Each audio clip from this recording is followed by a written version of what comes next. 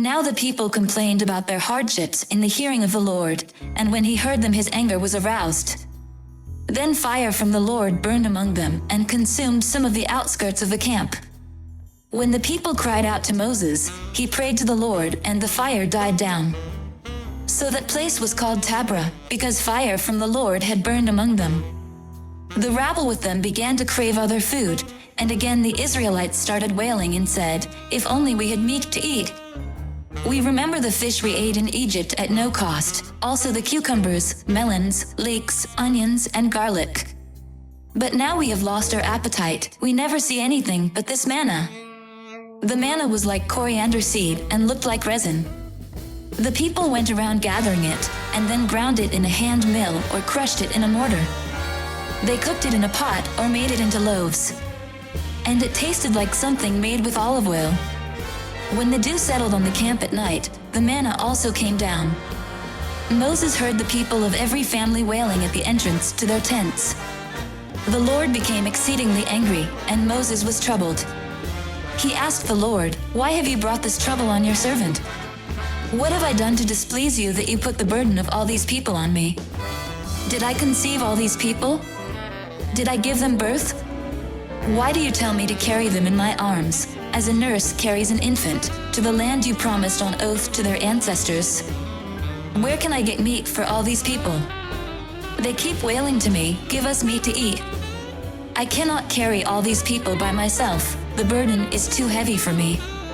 If this is how you are going to treat me, please go ahead and kill me, if I have found favor in your eyes, and do not let me face my own ruin." The Lord said to Moses, "Bring me 70 of Israel's elders who are known to you as leaders and officials among the people. Have them come to the tent of meeting, that they may stand there with you. I will come down and speak with you there. And I will take some of the power of the Spirit that is on you and put it on them. They will share the burden of the people with you so that you will not have to carry it alone. Tell the people, 'Consecrate yourselves in preparation for tomorrow, when you will eat meat.'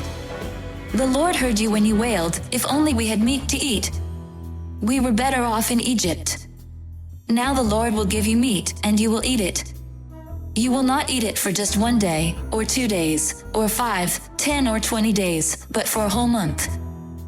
Until it comes out of your nostrils and you loathe it, because you have rejected the Lord, who is among you, and have wailed before him, saying, 'Why did we ever leave Egypt?' But Moses said, 'Here I am among 600,000 men on foot, and you say, I will give them meat to eat for a whole month. Would they have enough if flocks and herds were slaughtered for them? Would they have enough if all the fish in the sea were caught for them?'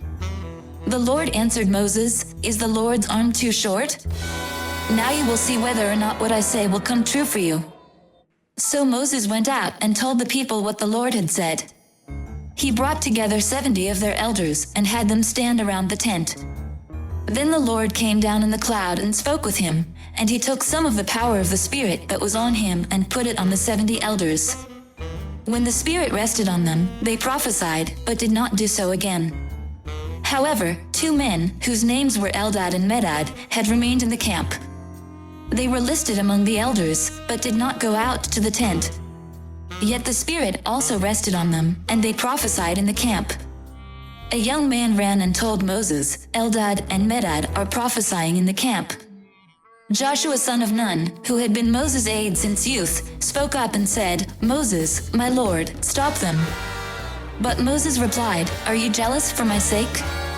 I wish that all the Lord's people were prophets, and that the Lord would put his Spirit on them." Then Moses and the elders of Israel returned to the camp. Now a wind went out from the Lord and drove quail in from the sea. It scattered them up to 2 cubits deep all around the camp, as far as a day's walk in any direction.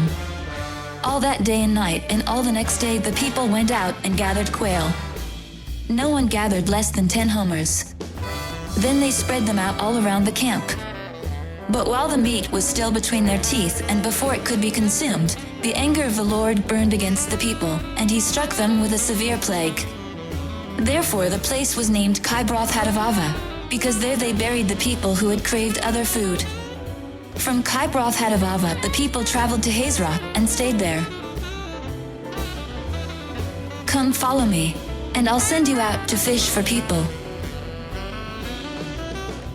I hope and I pray that the Spirit of God, the Almighty, is with you, and that His Son and His Holy Spirit bless you and your family throughout eternity.